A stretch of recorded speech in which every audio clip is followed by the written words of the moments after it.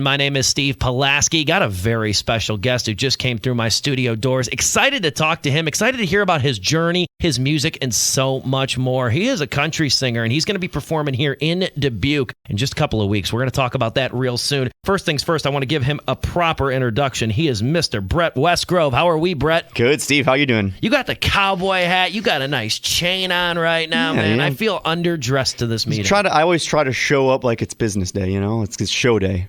Business, all get up over here. Yeah. I love it. You actually, talk about it. You were actually on your way from Wisconsin, correct? Before you stopped by our studio. Yep. I grew up in Wisconsin, and I'm just on my way back down to Nashville to take care of a bunch of business and before getting up for this Iowa show. So just figured I'd stop in and say what's up. We got to be a more exciting pit stop than like a gas station or something. Oh, yeah. Right? So much better. So much better. I appreciate you, Brett. I appreciate you making the time. I know I talked about country music, and you're a country singer earlier, but country is so broad. Obviously, eras and different sounds and things like that. What kind of country music do you play, Brett? Oh, gosh. I mean, I typically just say modern country. And the interesting thing is we were just talking about pop a minute ago, and I'm, also very heavily influenced by pop. Grew up in a small town, and we had top 40 and country, and whatever was on the radio was what I was listening to. So 90s country, 90s pop, and then just on up. And so all of that, if we're talking specifically country, my dad had some Alan Jackson records, some Garth Brooks records that just really resonated with me. And so I listened to a lot of that kind of stuff, Joe Diffie. But yeah, like I said, lots of pop influences. Michael Jackson was a big influence for me early on. And so it kind of runs the gamut. I like it. Again, Brett Westgrove in studio today talking about his music, his stylings and such like that. You said that you grew up in Wisconsin before you moved to Nashville. There's got to be quite a bit of a story embedded in that. I kind of just want to give you the floor and just kind of talk about your musical journey, man. Holy man. It's really hard to tell this story and keep it short, but I'll do my best.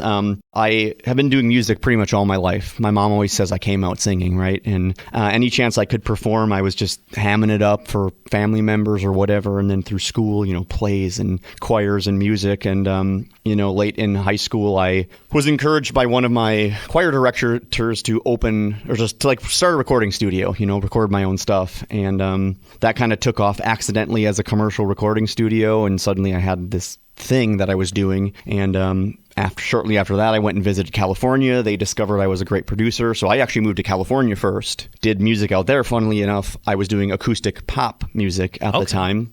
Before I really kind of came back to my roots, so to speak.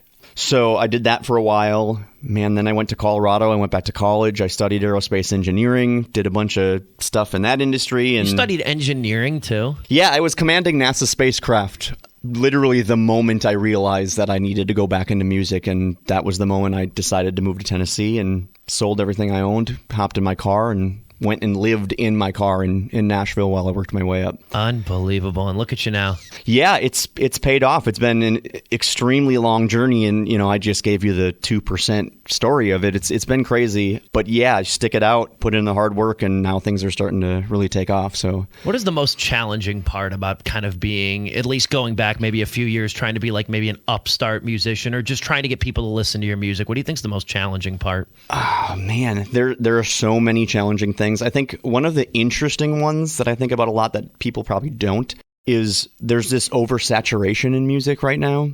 And I think it came from the American Idols, The Voice, all of these things where YouTube. Yeah, YouTube, everything tells people that anyone can do this. And, it's interesting because regardless of your skill level, you could be the best singer on the planet, but you might not be able to hack it. And so moving to Nashville was, for all of us is already a really big sacrifice unless you're lucky enough to be born in Music City and you can just do it while you're there. But a lot of us make really big sacrifices to be there, and we spend a lot of time working really, really hard. And having that oversaturation is difficult because there are a lot of people that may be super talented, but they're never going to make it through the 5 or 10 years, and then the grind of touring and songwriting and being in the studio. But the problem is people like me who are going to hack it, we have a really hard time rising above that noise, because every agent I reach out to, every radio DJ we reach out to, they don't know if I'm just some dude down the street in the garage. They don't know if I'm some dude who just loved The Voice and thought, hey, I can move to Nashville and in 2 months I'll be signed. And, and so it's a really weird thing that happens with the oversaturation issue. He is Brett Westgrove. You are going to be in Dubuque here very soon, Thursday, September 19th at the UD Heritage Center. Talk about the show you expect to bring to Dubuque. Well, I'm building a whole new show right now, so it's going to be super high energy, a lot of new originals, a lot of the stuff I've been releasing this year, which is some of my favorite music that I've been writing and releasing. So I'm excited to try some new stuff. We're bringing up some new players, and we got a great new team, including Johnny in the studio with us here that helped us put it all together. Shout out, Johnny. Dude, it's going to be awesome. I'm so amped, and I love Iowa. So I am so excited to be coming back up to play Iowa. It's been a couple years for me now. So where was the last place you played in Iowa? Last place I played was Iowa City. Okay. So coming to Dubuque again, September 19th. Tickets available, dbq.edu/Heritage Center. Again, go to dbq.edu and you can find out all the information about this show. If people are antsy and they want to hear Brett Westgrove now, where can they find more about you? I want to give you the opportunity to talk about your social medias, your website. Where can people listen to your music? Yeah, I appreciate that. I think the best place to start is just brettwestgrove.com, and you can just scroll straight down and you'll learn everything you could possibly want, or click the links for more details. Show lists are on there. All my socials are the same, just Brett Westgrove or Brett Westgrove Music, Instagram, TikTok, all of the places.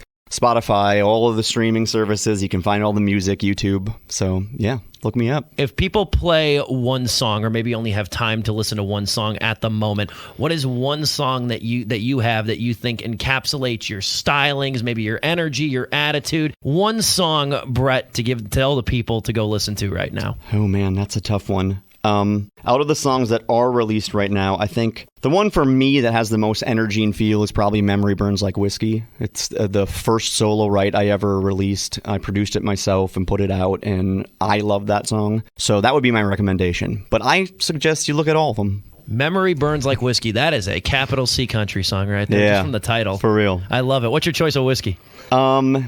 Well, Johnny made me a bottle of Memory Burns Like Whiskey to celebrate one of our last bookings, so I think it's going to be that. But, I'm coming out with my own brand pretty quick here, so it's going to be that. Otherwise, I'm honestly not picky. I love trying new stuff. And being an artist, liquor is typically brought to me on stage, and half the time I don't even know what it is. So it's a terrible answer, I know, but I'm drawing a blank on my favorite whiskey. Maybe I'll get back to you on that one. No worries. He's an aerospace engineer. He also is looking to headline his own alcohol company. He's a country singer. He wears many hats, not just the cowboy hat that's right. currently on his head right now. He's Mr. Brett Westgrove. Again, one more time, the website where people can find you, Brett. brettwestgrove.com. brettwestgrove.com. And again, he's coming to the UD Heritage Center on Thursday, September 19th. Tickets available, dbq.edu/Heritage Center. Brett, I really appreciate you making a pit stop at our radio station on your odyssey back to Nashville. I wish you nothing but the best. I cannot wait to see what you're going to bring to Dubuque next month. Yeah, man, we're excited.